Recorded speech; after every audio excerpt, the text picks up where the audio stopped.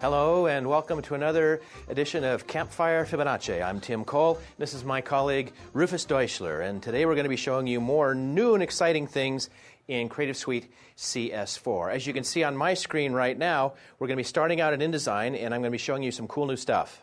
Okay, the first thing we're going to talk about here is a new feature in InDesign called cross-references, and it's something that people have been asking us for quite a while, especially people that do long documents in particular. And this new feature lives on the hyperlinks palette, on the remodeled hyperlinks palette. Right now we don't have any hyperlinks in this document, but we've got this area called cross-references.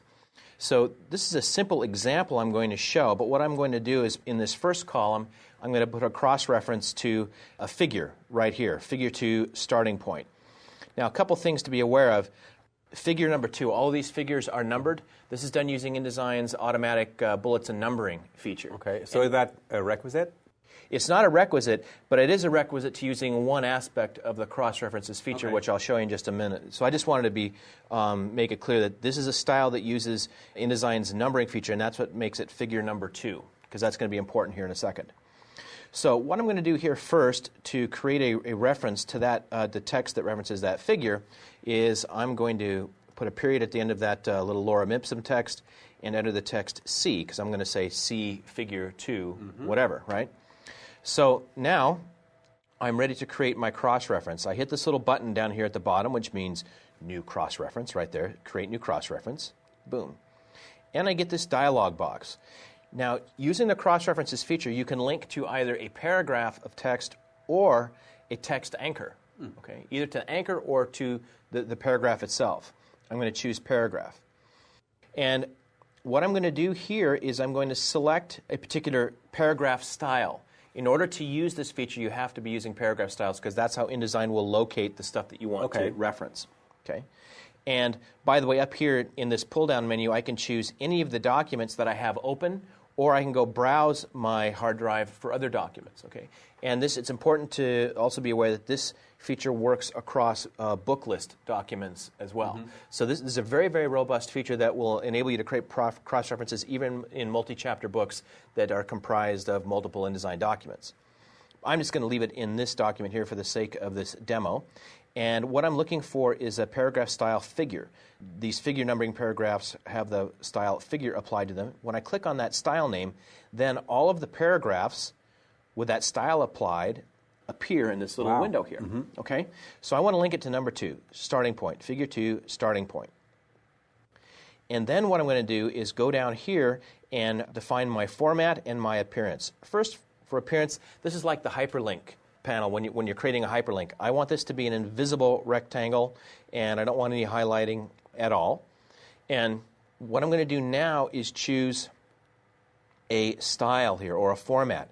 Now, if you think about it, there are a number of different ways you can create a cross-reference, a number of pieces of information that you might want to access. Maybe just the page number. Maybe it's the number of the paragraph. And this is where the numbering feature comes in, because if you choose paragraph number, there has to be an automatic number there for it to reference, okay? And then you can have it reference the full paragraph, a partial paragraph, the text anchor name, all this stuff, okay? I'm going to use default one of the canned options here. Let's say paragraph number and page number. Let's just use that one, and you'll see that it drops that in on my document page right there. See figure 2 on page 2. So the number component is figure 2, and then the text is, well, it's not there. We're not including the paragraph text. We're just including the page number. So it's figure 2 on page 2, right? Yeah. Now, but if I click on this little magic pencil icon here, I get this very, very, very scary dialog box. But it's really not that scary. This dialog box enables me to edit any of these cross-reference formats. So what you have is a number of automatically generated components that InDesign will give to you. So in other words, like your paragraph number, paragraph text, page numbering, all that stuff. But then I can enter my own little literal string here. So I can enter my word C there if I want to, okay? and I can create all of my own little canned styles. Now, as it happens, based on what I've set up, paragraph number and page number are what I want. But the point is, this is a very, very powerful and robust little feature here that enables you to create custom cross-reference entries that combine the automatically generated stuff from InDesign plus your own little specific literal strings.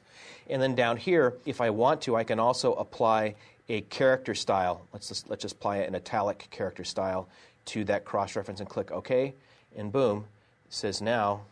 No, it says CC. Yes, CC, because I added that. Yeah, you added that. So, well, yeah. See, it works. It works.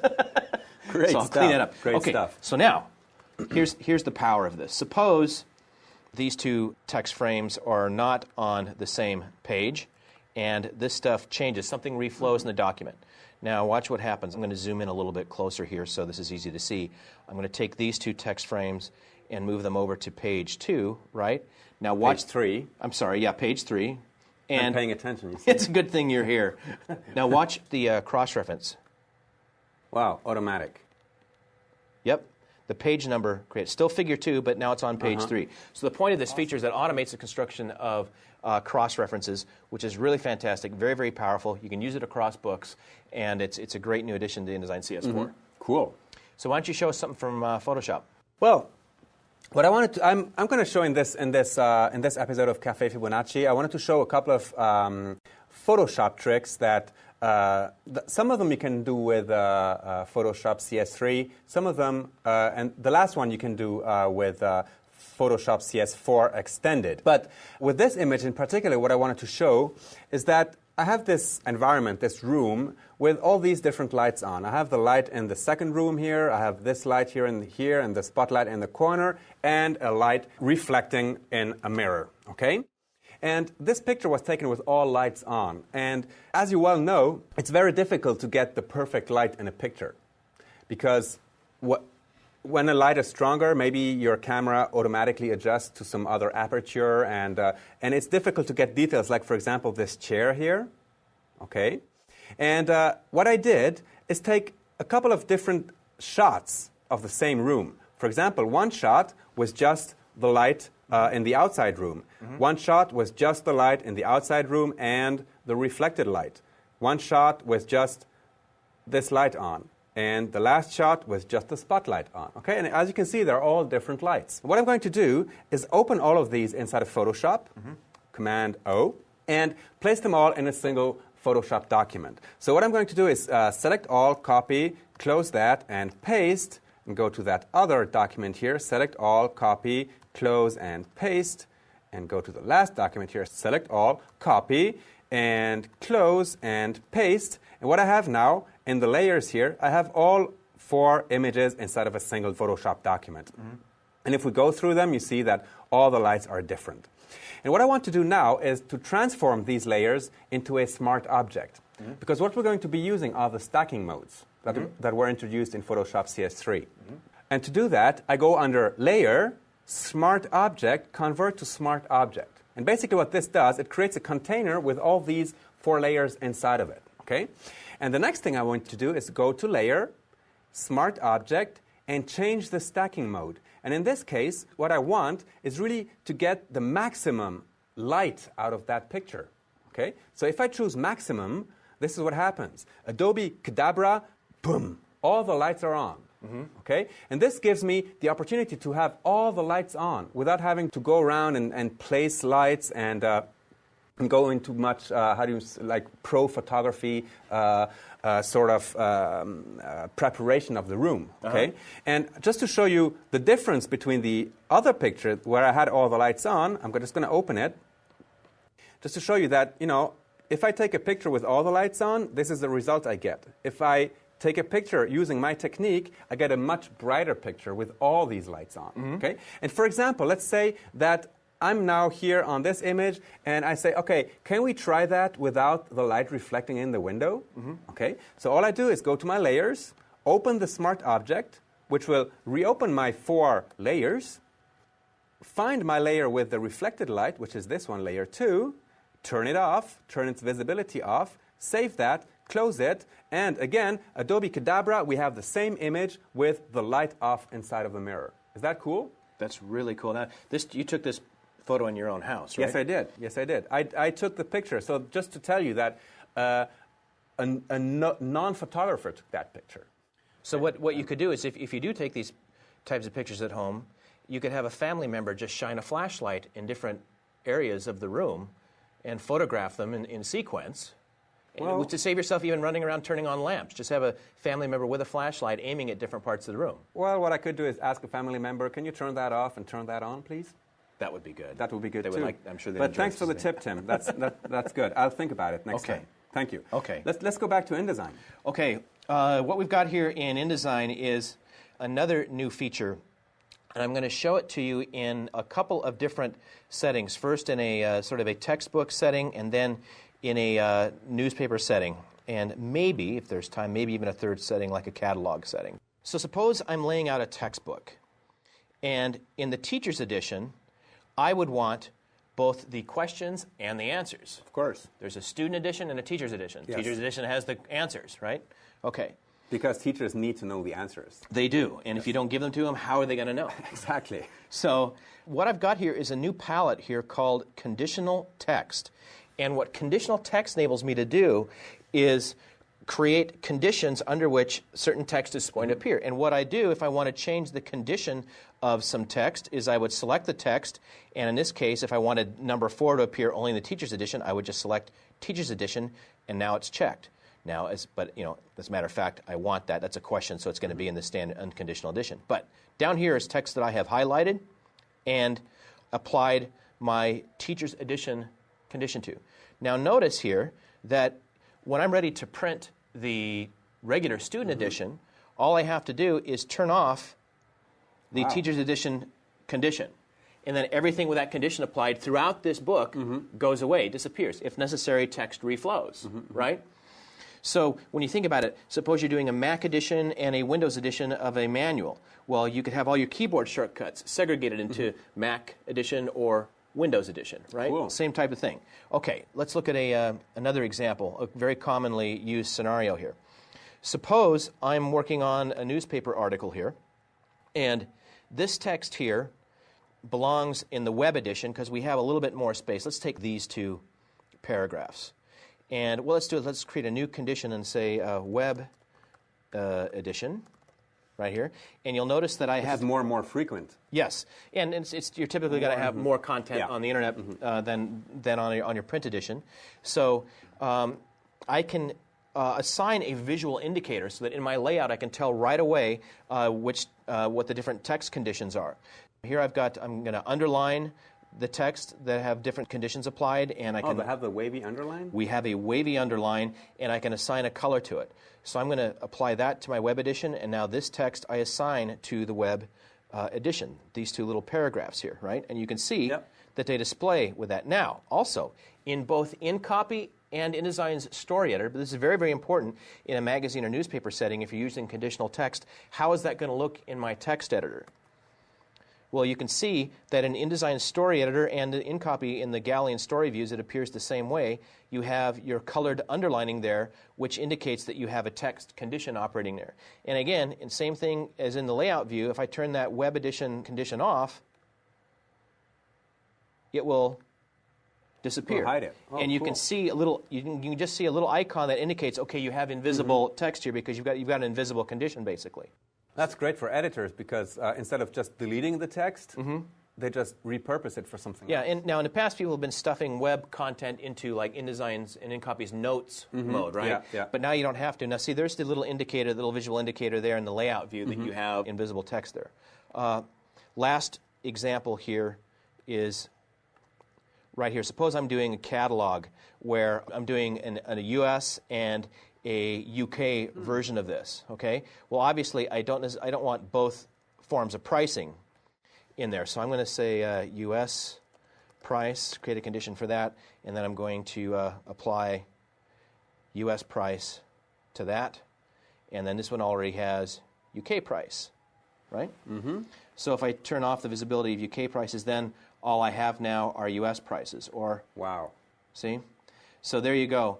That's conditional text. It's a very, very quick intro to conditional text. There's all sorts of uses for it. Like, for example, a lot of people in the past have been using layers to do multiple language versions of something. Well, it may be that you want to have different language versions using conditional text by turning languages on and off. I can see that. So that's another new feature in InDesign CS4. You've got more stuff for us in Photoshop. Yeah, because I have another example here of a problem that I personally had taking pictures. And actually, it's a professional photographer in Italy called Mariana Santoni that showed me this trick. And she's also an Adobe guru there, so she knows all that stuff. And I showed her some night pictures I took, and she said, oh, but there's a lot of noise in there. And just to explain to you what the noise is, I'm just going to zoom into this picture here. And you can see here in the dark parts, we have these color speckles. See that? Yeah. Okay, this is the noise that's created when I take pictures. If we go to the in a low light situation, in a low light situation, and especially with a high ISO. Okay, I had a 1600 ISO here with a 3.5 focal aperture and 1/15 of a second opening. Okay, so it was a very difficult picture to take because I wanted to take in as much light as I could. The downside of that was that I got all this noise in the picture. Okay, so Mariana told me a really cool trick to get rid of that. Yeah, this is a really cool trick because this is a chronic problem that people have. Very chronic problem. And this is going to change the way you take pictures. Yeah, after I saw this tip, it was kind of a head slapper because well, of course that works. But because I hadn't figured it out for myself, this is great. This will change the way that I do my low light photography. There is a thing in Photoshop called reduce noise. Yeah, but it's not as good as this. This is more effective. Yeah. So what I'm going to do is open these 4 files. Okay. Basically, it's 4 different shots of the same scene. Okay. And basically, what happens is that noise is pretty random. Okay, it never appears at the same place. So what I'm going to do, I'm going to put all these pictures on a same document again, and we're going to be using a stacking mode. Okay, so select all, copy, close, and paste, and take here, select all, copy, close, and paste, and take the last one, select all, copy, close, and paste. So that we have all 4 pictures inside of a single Photoshop document. And again, what I'm going to do is go under Layer, Smart Object. Actually, before I do that, I just wanted to point out just how much noise we have in here. Okay? Here in Photoshop, we actually see it better because the preview is bigger. That's at 100%. Okay? So we really see the noise here. And actually, I'm going to keep the zoom level right here. So under Layer, I'm going to go to Smart Object, Convert to Smart Object, and this is going to create the container of these 4 layers. And then again, under Layer, Smart Objects. And here I'm going to use the stacking mode, either mean or median, depending on the result. I mean, I have a quick question for you now. Was this taken with a tripod? I didn't use a tripod. So do you need to align these? No, I didn't need to align those because I actually put my camera on a wall. Oh, okay. So they're already aligned. You can say that I use a tripod, even though I didn't. Okay. But what we're going to be using here is a stacking mode called median. And many of you will remember us using median to remove tourists from a picture, okay, or to get rid of pixels that are not present in all of the images.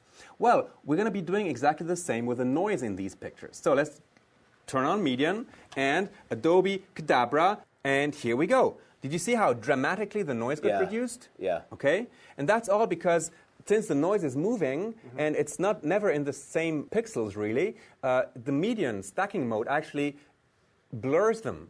Okay, and so we get this really neat effect for a night shot. And then what I can do, for example, and this is something that I always insist upon, is that if I'm going to change the lightness or maybe the levels inside of a picture, let's always use an adjustment layer on that picture. So I create a new adjustment layer for maybe levels. Okay, and what I'm going to do is turn on the lights a little bit and maybe change the mid-grays here to make the picture slightly lighter. Okay, and close that.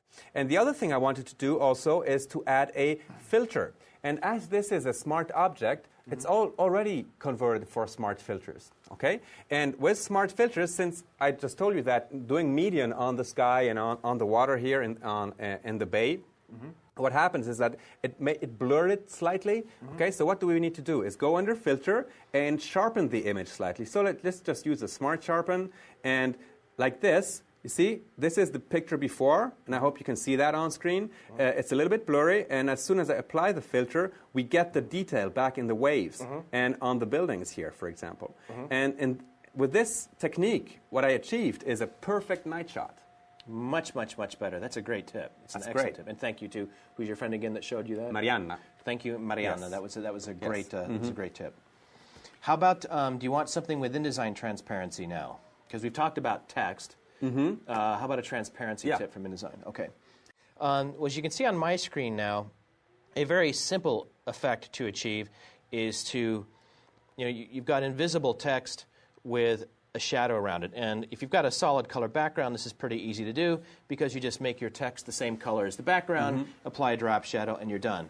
But what if the background is an image? Well, how do you do this? And there is a way to do this by converting this text to outlines and then copying and pasting a version of the image in there, but that's not how this was done. This is live editable text in here, as you can see. So instead of "it came from below," "I came from below." Okay, just wanted to show you, demonstrate that this is a live editable text. Okay, so let's look at something even more challenging. So here I've got that same crumpled paper background, but I've got yet another object showing through, and that's another image behind that. So I've got an image way in the background showing through there. Okay, well, how is this done? So the text is showing through the wrinkled paper? The image in the far background is showing through both the wrinkled paper background and through the text. But the text is masking it in some way. So let's look at how this is done. The easiest way to do this, there's a couple different ways. The easiest and simplest way to do it is to just take your text here in question, and we'll give it the color of paper. Okay? So now this text has the color paper. And now what we're going to do is go into the Effects panel and select the text and apply a blend mode of multiply. Okay. So it multiplies on the wrinkled paper. So yeah, the fill of the text, the fill color of the text multiplies on the paper because I gave it a fill of paper. There's like it's 0, 0, 0, 0. There's nothing to multiply, so it becomes basically invisible. Yes. Okay? But and you think, okay, well that's cool because now my image shows through. But the challenge here was to make this, was to mask out the paper background as well because there's another image sitting behind that. So here's what we're going to do. We're going to also select the background image, the wrinkled paper image, and we're going to group those two objects together. So now the wrinkled paper and the text frame are grouped together. Yes. Now I'm going to go to this cool little option here that hardly anybody uses. Some people do, but very few people do because they don't know what it means. In the Effects panel, I remember that from my certified expert exams. That's right. Yes. This is I never used it again. Well, now you'll want to. Now I will, yeah. Because if you knock out group, what you're telling InDesign is, look, only knock out objects within this group, right? So what we're going to do here is we're going to, even though this text is told to multiply, it's still going to knock out this crumpled paper image. So watch what happens. Wow. Boom. So now the paper-colored text is knocking out both itself, because it's multiplied, it disappears. It knocks out the crumpled paper. And whatever is underneath you see. And whatever's underneath you see. Very cool. So that's a nice little tip there. I've got one more subtle one here. I saw on an in-flight magazine over in Ireland. And what the designer had here was a background which kind of varied in its tone. It went from dark to light, back to dark again. And the text in question was a little bit difficult to read. How would you make this legible? So what this designer actually did, I'm going to zoom in here a little bit so it's a little bit more visible. What the designer did, and I'm going to bring up my object styles because I believe I have this built into an object style. Yeah. So, what, did I just get rid of that? No, there it is. There it is, object styles. So, here's my 2-column. Now watch this text when I apply this.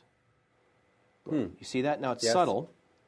But what I did is I applied a glow effect to this text, but I used a dark color in a different blend mode. So let's go with this one as well. So you can see how just by using a glow effect there. Well, like Jason Levine says, you can never have enough outer glow. You can never have enough outer glow. But this little trick just enables you to keep your text legible in a subtle way, even if the background is varying in tone. Okay, so Rufus, you've got another Photoshop Yeah, for us. and this for this last tip, I'm going to be using Photoshop CS4 Extended. And the reason I will be using Photoshop CS4 Extended is because we have the 3D features in it. We have the 3D tools. And in Photoshop CS4 Extended, these tools just got better. Okay? And it all started when Greg, Jason, and I were in Taipei. Greg asked me, Rufus, how did you put the logo on that ball? I mean, how did you make it look round around the ball? And I said, duh, Greg, I used the warping tools, of course. And then I sat down and thought, but there must be an easier way than faking it with the warping tool. And then I thought, but there are 3D tools in Photoshop CS3 Extended. And so I downloaded a 3D model from Google Earth and changed the texture and put a logo on it, and it worked really well. But in Photoshop CS4, what we have now is the possibility to create these 3D objects without having to download them. Okay? So what I'm going to do is let's open this ball. It's a smart object, and we're going to see it at its full resolution right here. And the thing we see here is the old logo, is the Aqua Beach Tour logo. Okay? And that's something of the past. Actually, does the Aqua company still exist? Now that we're in the CS4 era? Well, it's a discarded theme. Yes, it's probably something in our memories, and we'll remember it fondly. In the hearts and minds of all of us who used the demo over and over. Okay, so let's get rid of the logo. Okay, and now we have this ball. And what I'm going to do is create a new layer, and you see here we have a new menu called 3D, and here what I can do is create a new shape from a layer. And here we have a whole series of shapes, from a cone to a cube, a cylinder, a donut, a hat, a pyramid, ring, sphere, spherical panorama, and that's something that we'll probably be talking about in a future episode of Caffè Fibonacci, or even a wine bottle. Okay, I can put a wine bottle inside of my design and maybe put on a label. Okay, for a mock-up. So, really cool stuff in here. But what I want in this case is a sphere. So let's put in the sphere. And the other thing I want to point out is that the 3D handling buttons are now inside of the toolbox. And let's go in the toolbox here and select the 3D rotation tool. Actually, no, because I want the ball to be a bit closer, so I use the 3D slide tool. And I'm going to slide the ball closer to me so that it matches the size of my volleyball. Okay? And then the other thing I want to do is to turn off all the lights, because I don't want the shadows on the ball. Okay, it's neat that Photoshop can do that, like give me the impression that it's an actual 3D object inside of my document. But in this case, I don't want that. So let's open the 3D layer, and what we see is that we have a new panel called the 3D scene. Okay, and from here I can control all aspects of that 3D object. For instance, also the lights. Okay, so let's go in the lights, and I'm simply going to delete all the lights that are present in here. And what we will have ultimately is just a white sphere with no shadows. Yeah. Okay? Very good. Now we can close that, and let's go grab the new logo that we need to put on that ball. So let's go to Illustrator, select the logo, select all, copy, and as you can see, this is vector art. I can simply copy and paste from Illustrator to Photoshop, go back to Photoshop, open the texture of that new object that we've just created, open, and paste my logo in here. I can paste it as a smart object, as pixels, as a path, whatever I need in any specific situation. I'm going to paste it as pixels, okay. Make it slightly smaller because I want it to cover my whole ball. So let's put it like here, right here in the center. Commit to that, save it, and close the window. And what we have now is this logo on top of my ball. Okay? I can really turn this logo around exactly like it would behave on the volleyball. But now we have one problem. We need to see the volleyball. Yes. Okay? So all I need to do is to change the blending mode here, maybe to multiply. Okay? So that this logo now is on my volleyball. And try overlay. Why overlay? Just try overlay. I want to see how it looks on overlay. All right, I'll try overlay. For Tim Cole, overlay. Okay. Overlay makes it look much brighter, and I knew that, Tim. Well, because you see, that is how that ball would look in the hot, intense sunshine of a volleyball tournament. That would simulate actual playing conditions. But in this case, you know what? I'm going to go back to multiply. You prefer a laboratory volleyball. Exactly. That's okay. Yeah. No, well, it's laboratory. Okay, so since this is a smart object, I can save that now and close it. And now we are back to our original image here. And what we've just done practically is to change the volleyball inside of an older picture, which had the Aqua Beach Tour logo in it, and put our new identity on a 3D surface. Is that cool or what? That's very, very cool. It's a very, very easy way to do it, and it looks very realistic. It does. That's excellent. Yeah. Well, great tip. Wow. I think that's it for today, Tim. We are out of time. Thank you very, very much for visiting us with us here at Cafe Fibonacci. We hope to see you next time. Okay. Bye-bye. Bye-bye.